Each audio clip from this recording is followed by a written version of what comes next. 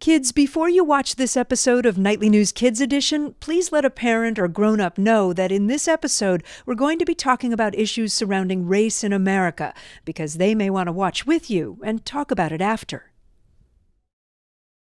Coming up, summer camp. It's how so many kids spend their summer, but this year, camp may look a little different. Is there anything you guys like better about virtual camp than real camp? Now we get to stay home.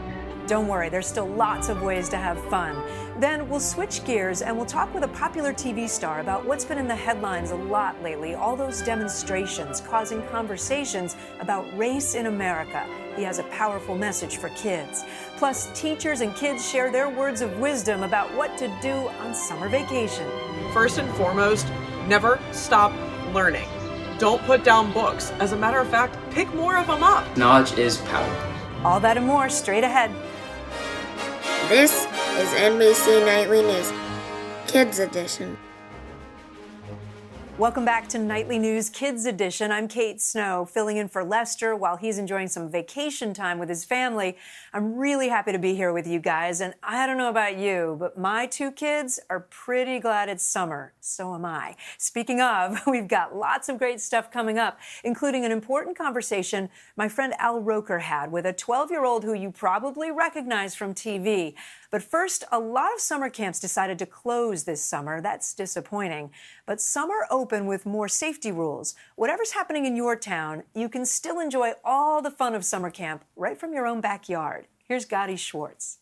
These days, pitching a tent may be happening in more backyards across America than campsites. And summer camp has gone from the great outdoors to the quiet indoors. Well, maybe not too quiet. Is this what your camp looks like? So you guys have grizzly bears. You guys have trees back there.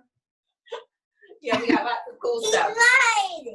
Riley, Rainey, and Avery, they're all taking part in Happy Camper Live, a virtual summer camp. Yoga, cooking, and karate. It's not exactly canoe races and s'mores, but for some little homebodies, that can be a good thing. Is there anything you guys like better about virtual camp than real camp? Now we get to stay home. Happy Camper Live was created by Allison Miller, who even before the coronavirus wanted to come up with a way to make summer camp more affordable and accessible. Well, I felt that there were just many, many kids out in the world that didn't really have the experience to go to summer camp.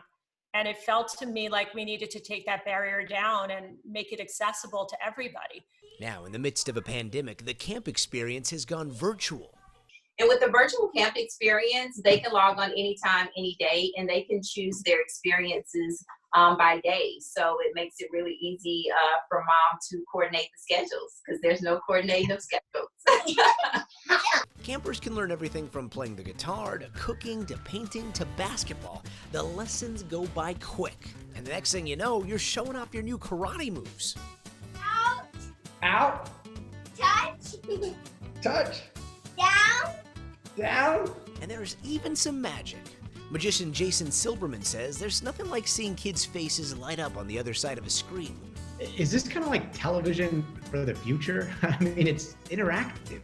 It's really cool. It is the future, I think, because it's a great way to learn. It's a fast way to learn. It's an easy way to learn. And even grown-ups like me can learn a new trick. I'm gonna riffle through the deck. Okay. I want you to see a card, not the 5. Just see one. Did you get a card? Yeah. Yeah, okay. Would it be good if on the other side of this, I wrote your card? Okay. Yeah, okay. It would be good if it said your card, right? Mm-hmm. Boom. Your card. What was your card? It was a king. King of? It was a red king. I think it was a heart. Okay, King of Hearts, watch. Oh, whoa! It actually says your card. Wait a minute. What is it? That's just a normal card? Virtual camps hoping to capture the magic of summer camp while keeping kids safe at home. Just make sure that they have an enriched experience throughout the summer, because the days go by really fast and you don't want the day to go by and say, okay, well, what did you do? Gadi, thanks for that story. Joining us now with more on summer and staying safe is Dr. Natalie Azar. Dr. Natalie, I miss seeing you in person. I miss seeing you too, Kate, but I've been watching. You're doing such a great job. Oh, thank you very much. Hey, let's talk about camp. So some places are actually having in-life, in-person camp. How do you stay safe if you're going to be around other people in a camp? Yeah, Kate, I think camps had three choices basically. They either canceled, they went virtual, or they are doing in person. And I think for the kids, the in-person camps are still going to be fun, but they're going to look a little bit different than they have in years past. For example, they're not going to be as crowded. Counselors are probably going to tell them to try to maintain that social distancing that we keep talking about, 6 feet, especially if they're inside and eating in a dining room, for example. They're going to try to have them wear cloth masks or coverings as much as possible, except when they're swimming. And the thing that I know all kids hear from us all the time, but the hand washing. They're going to be really, really, really conscientious about making sure that kids wash their hands a lot. Another thing I think it's worth mentioning, I know people hate this word, but shots, that vaccinations are going to be recommended to be up to date, but kids should feel secure that between their parents and their pediatrician, they'll make a decision together about whether or not it's safe to go to camp. Yeah, and I know a lot of day camps are happening in my town too, like even in people's backyards. So paying attention to those rules you just said. Hey, we have one other question, a really important one from Ryan. Hi, I'm Ryan. I'm 9 years old, and I live in Mountain View, California. And my question is, do I have to wear a mask when I go biking outside? Thank you. It's a good question, Dr. Natalie. Yeah, so Ryan, that's a great question. First of all, I love that you're asking about something to do outdoors because we know that the virus spreads a little bit less when you're outside. And generally speaking, if you're just by yourself or you're with your family, you probably don't need to wear a mask. If you're going to be with other people and you can't maintain a 6-foot distance from them, then it's likely recommended. And just remember, before you go outside, make sure to check with your parents to see what the rules and guidances is in your state about wearing masks outdoors. All right, Dr. Natalie, thank you so much. Now let's talk about another story that's been in the news a lot lately, and you may want to grab your parents as you watch this one so you can ask them questions. It's about race in America and how some people are treated unfairly just because of the color of their skin. 12-year-old Lonnie Chavis stars in NBC's show This Is Us. You may have seen him on the TV or on the red carpet at some award shows. Well, recently, Lonnie wrote an essay about racism and how it impacts him personally. My friend Al Roker spoke with Lonnie about it. You've touched a lot of lives, especially during this time where racial sensitivities have been heightened. People are talking about how racism has affected them personally. And you wrote a letter as a young Black actor, male actor, about how racism affected you, and it touched so many people. Why did you decide to share your experience? Well, I wrote this letter to express my feelings to my mom after watching the tragic murder of George Floyd. And what was it about that touched you, that made you decide to write it? Why did you want to write that to your mom? Well, after watching the tragic murder of George Floyd with my family, my mom wanted to have an open discussion with me about it, about how I felt after. And I was numb. I didn't know how I felt. So I wrote this letter just to pour out my feelings. Do you have the letter there? Yes, I do. Could you read any part that really matters to you? Could you read that for us? Yes, I can. Let's see. I can recall a time on set when I started crying listening to an actor portray a racist grandmother toward my character. The director and writers told me that they didn't need me to cry for the scene. However, it was hard for me not to cry as I witnessed what I had just learned was my reality. I wasn't acting. I was crying for me. Can you imagine having to explain to a room full of white people why I couldn't hold back my real tears while experiencing the pain of racism? Because I can't. When folks read your letter, what do you want them to get out of it? What do you want them to come away with after reading your letter? I hope that hearts and minds change. Well, let me ask you this. Mm-hmm. When you wrote it, how did you feel while you were writing it? While I was writing it, I was bawling. My tears were just flowing out. Have you had any of your friends reach out and kind of try to find out how you're doing? Yes, I've had a lot of support and a lot of good feedback from everyone on my show and everyone just period. For kids at home who are watching this, what changes do you think they can make, whether they're kids of color or not? Maybe even more importantly, what about kids who are not Black or brown or Asian? Speak up, don't let your voice not be heard. Speak up and speak out against injustice. You see it.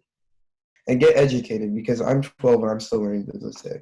My son is almost 18 and he goes to school in the subways, and I have to tell him how he's got to behave. He's got to make sure everything's okay. Are those things that you have to you think about, that you worry about? Yes, as a 12-year-old Black boy, I have to make sure that I don't have a hoodie on, I don't have wear a do-rag while I'm out.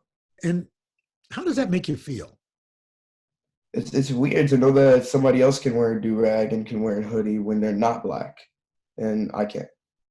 For kids, is that something, for adults, it's kind of scary, kind of strange.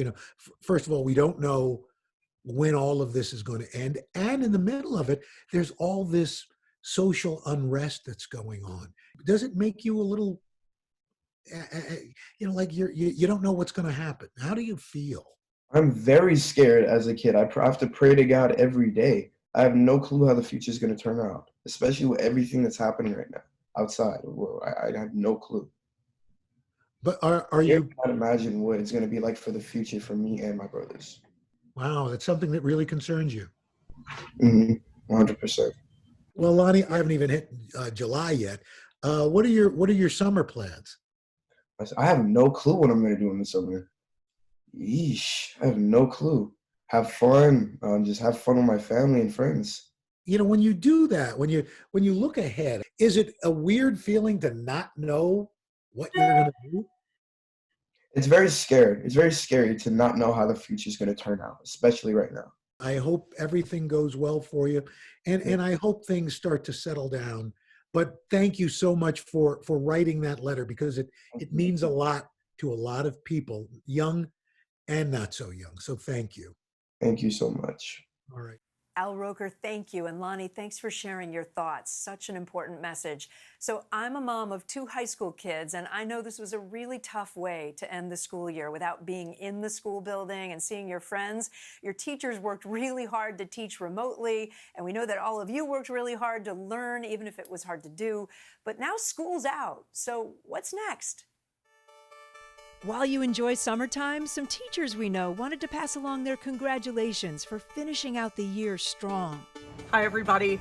I just wanted to take a couple of moments to thank all of you students for all of the incredibly good work that you've done this year. We're so incredibly proud of you and how hard you have worked to rise to meet these challenging expectations of all of a sudden being taken out of schools and having to finish the year digitally. We are going through unprecedented times, trying times, and there's no playbook for how to go about this upcoming school year. We survived this past school year. We tried our best. COVID-19, we're not going to let you stop us from learning. We're not going to let you stop us from growing. We're not going to let you stop us from loving each other. We have to keep working as a team, teachers, students, and parents. And when we work as a team, friends, we can do anything. The most common piece of advice? First and foremost, never stop learning. Don't put down books. As a matter of fact, pick more of them up, right? Read books you never thought you would. And if you do one academic thing over the summer, boys and girls, please read. Even reading as a family would be a great activity to do together. If you're an avid reader or an avid writer, how about taking the things that you write and actually posting it and turning it into an ebook? Or if you're a reader, how about building a social media page on Instagram where you're reviewing different books that you love and you're passionate about? So I want you to continue educating yourselves on all the things that are happening in the world. Because right now, we need you all to help us change this world for the better, okay? It's because this fight can't be fought alone. We got to come together as a community. We live in the information age. Anything that you're passionate about, search it up on YouTube, find it in a book, and figure out how can you take something that you love and turn it into something that you can live off of and give back to the world. I believe in you, and I know you can do it because you're well equipped to do so. Right now, it is summertime, so please get some sun. Please wear your mask, wash your hands, go to a cookout, be with family, be with friends, be with people you love. Congratulations to all of you. Thank you for being such a wonderful reason why our jobs are so rewarding. And I know that I wouldn't be the teacher I am today if it wasn't for things that I learned from you as my students. And while the summer is here, a few students also wanted to share some advice they have for all you teachers out there. My advice I would give to my teachers would be to spend this time with their loved ones, enjoy the outdoors, and reflect on what an amazing job you all have done for your kids this school year. If I had to give Mr. Barner some advice, I think I would tell him to keep being the person who he is. Remain positive. Positivity is just the best way to push away negative thoughts. My message to my teachers and my classmates is that they should be productive, get all of their work done, and to stay busy because knowledge is power. Something that I've learned during the school year is that you could do homework or school wherever and whenever you want. One thing Mr. Bonner taught me over the school year was to not let the limitations of others limit your vision. Something that I learned from Miss Panley this year is to always find meaning in the small things. Something I love about Mr. Bonner is that he just allows me to be me. I know that he loves all of his students, no matter what mistakes we make. I like about Miss Lowry that she's super duper duper duper fun. Thank you to my students. To my students, thank you. Have a great summer. That's going to do it for us. Thank you for watching, everybody. As Lester always says, take care of yourself and each other.